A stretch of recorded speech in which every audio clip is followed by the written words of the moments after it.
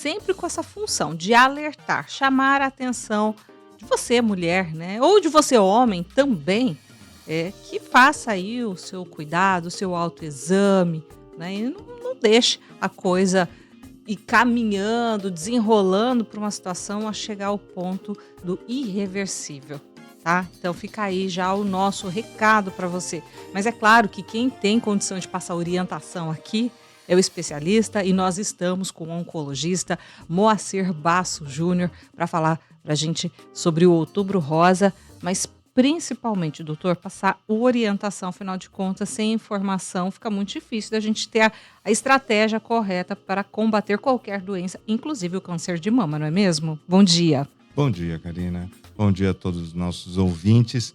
Espero nesse dia passar todas as informações e, quem sabe, suscitar vontade das pacientes, das mulheres, buscar a sua saúde e também responder algumas perguntas que muitas vezes, até mesmo você acabou de me perguntar, Isso. que a gente pode clarear um pouquinho mais. É isso mesmo. Doutor, quais são os sinais, né?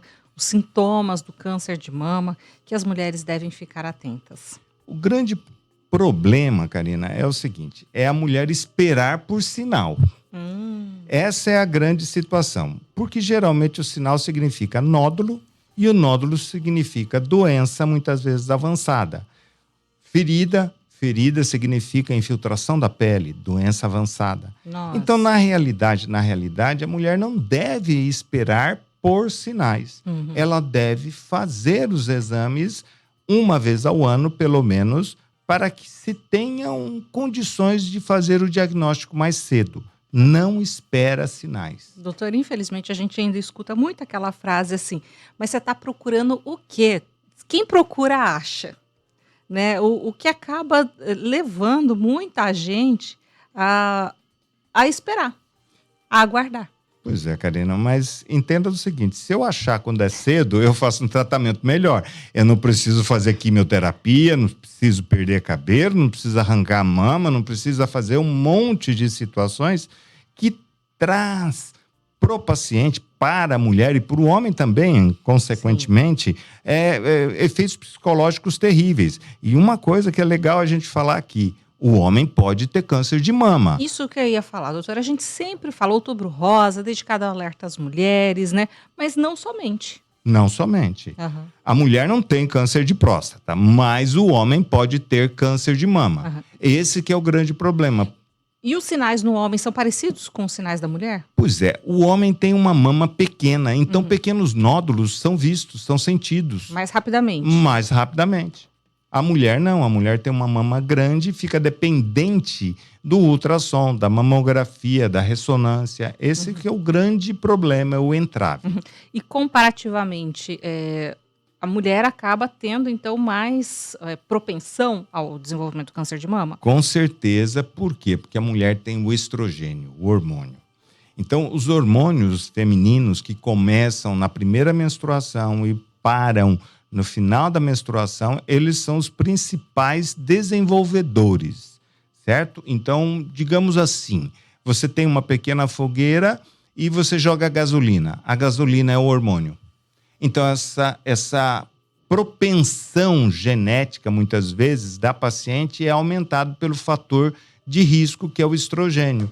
Então, você potencializa. A mulher que quer engravidar, muitas vezes não consegue, faz bombas de hormônios, então ela aumenta, ela potencializa.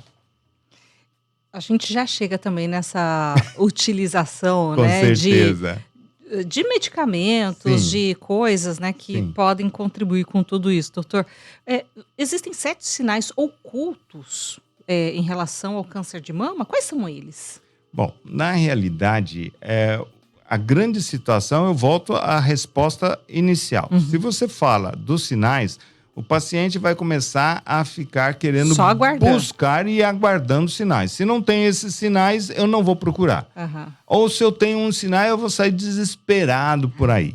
Na realidade, existem vários sinais da presença do câncer. Mas o que em suma a gente fala? Assim, procure o seu médico, faça a avaliação. Por quê? Fazer o ultrassom é fácil, é barato, é tranquilo. Fazer a mamografia após os 40 anos de idade é fácil, é barato. Agora, em qualquer época da vida, a presença do câncer e você tendo que fazer cirurgia, você tendo que fazer químio, você tendo que fazer rádio, aí é muito complicado. Em relação ao autoexame, né? A gente lá na década de 90, principalmente, teve uma campanha muito forte que, Sim, inclusive, tinha um vídeo exato. explicativo, né, orientativo de como as mulheres deveriam proceder, qual era a melhor posição, Sim. até mesmo se Deitada. deitado ou não, enfim, com a utilização de óleo ou Ou no hidratante ou no banho. banho. Eu gostaria que o senhor falasse qual é o melhor momento e de que forma realizar este autoexame. Karina, entenda o seguinte: a mulher tem que se conhecer. Se ela não se conhece, não tem condições dela fazer o autoexame. Eu tenho ainda hoje pacientes que chegam com 50 e poucos anos, 60 anos de idade, com um câncer de mama, com uma lesão na pele. Puxa vida, ela demorou quanto tempo? Ela está com essa lesão na pele, essa ferida na pele, já há mais ou menos 5 anos. E aí? E o autoexame? Precisa? Não. Está com uma ferida na pele. Quer dizer, na mama tem uma ferida. Então, na realidade, o autoexame bastaria você tomando banho, ou você deitada, ou passando óleo, ou passando sabonete, você sentir na mama algo diferente. E procurar nesse algo diferente o que está diferente. Se você não se conhece, se você não se olha no espelho, como é que você vai querer fazer um autoexame? Então, a paciente tem que se olhar.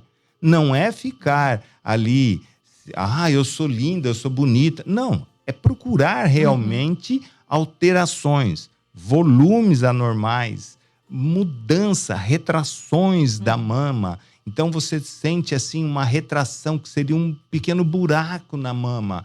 Isso daí é um dos sinais relacionados com o câncer. Mas o que acontece? Se você não se conhecer, você não sabe se tem e quando surgiu. Então, na realidade, o autoexame é baseado na seguinte maneira. Tem alguns médicos que falam sim, tem outros que falam não. Por quê? Porque quando você faz o autoexame, você deixa de ir ao profissional fazer o ultrassom e assim por diante. Eu estou bem. Então, na realidade, dá uma falsa interpretação que você está bem. Então, o autoexame não substitui o médico oncologista, ginecologista, clínico que possa pedir o exame, o ultrassom ou a mamografia. Doutor, existe uma idade de ouro aí, que seria uma faixa etária que tem mais incidência, que a importância do rastreio ela se torna ainda mais importante? A partir dos 45 anos, essa é importante. Mas eu tenho pacientes com 22 anos, eu tenho pacientes com 30, eu tenho pacientes... Quer dizer, o problema está em você olhar, você sentir algo diferente e você buscar por. Então, a busca por um profissional é suma importância. A idade, você pode aumentar a necessidade de você fazer os exames, certo? Mas se você não procura desde que você tem 20, você não vai procurar quando você tiver 60. Então, você tem que acostumar, né?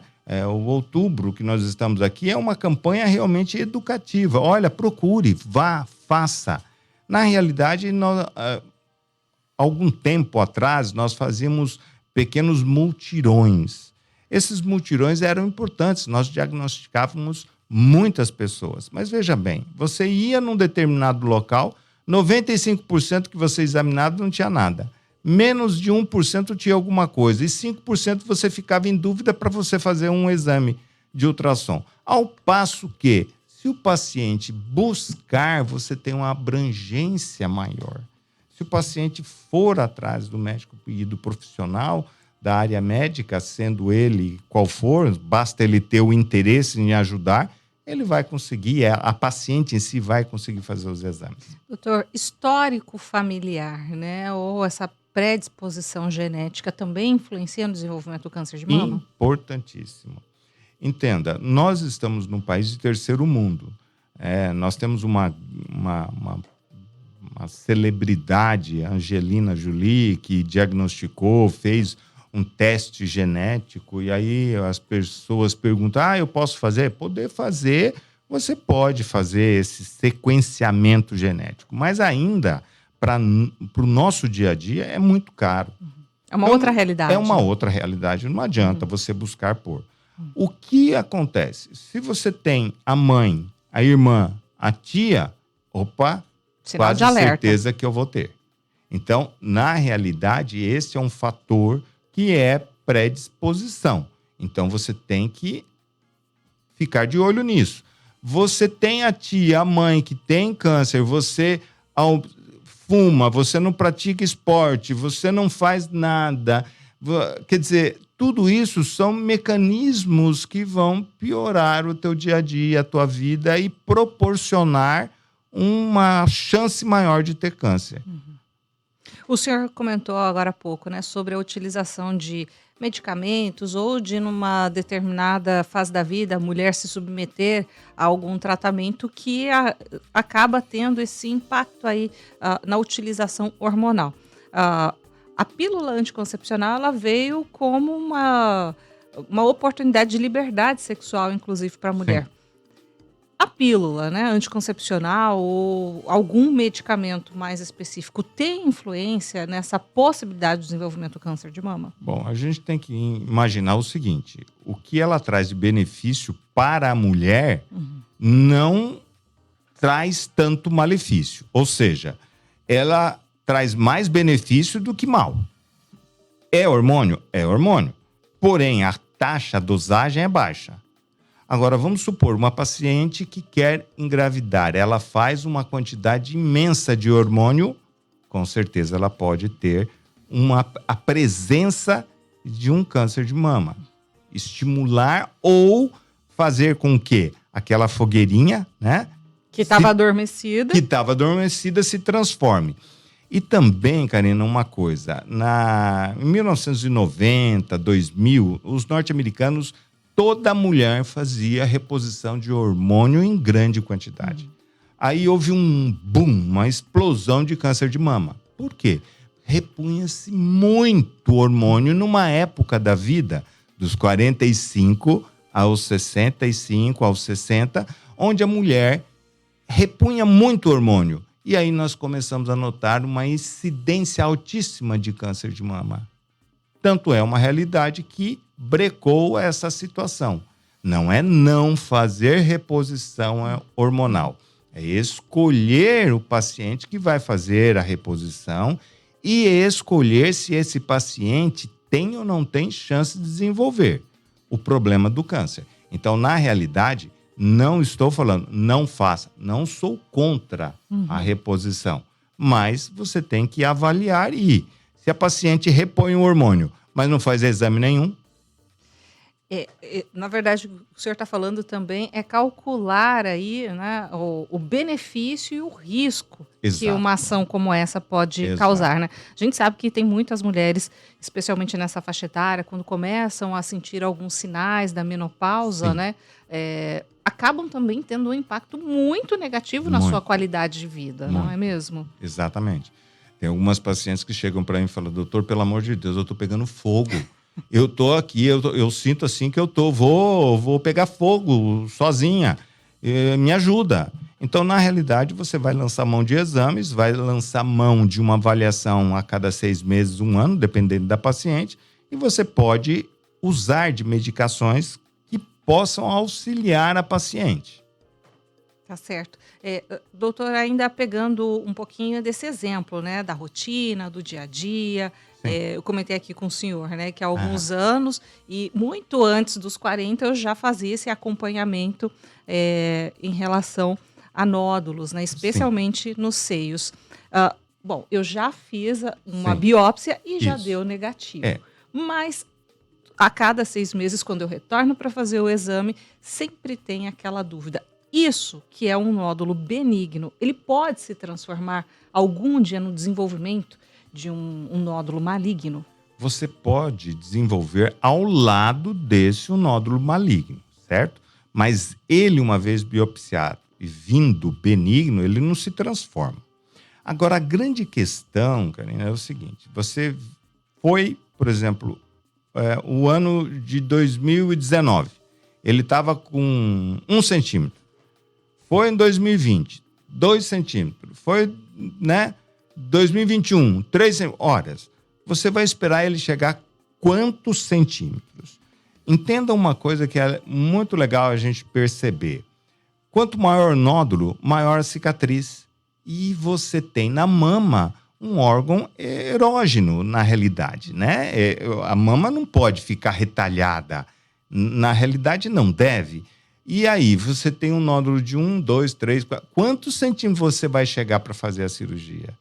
Quantos centímetros você vai deixar a cicatriz? Porque quanto maior o nódulo, maior a cicatriz. Então, seria, se ele está crescendo, não pela malignidade, mas até por fator estético, que é uma das questões que a mulher vê muito.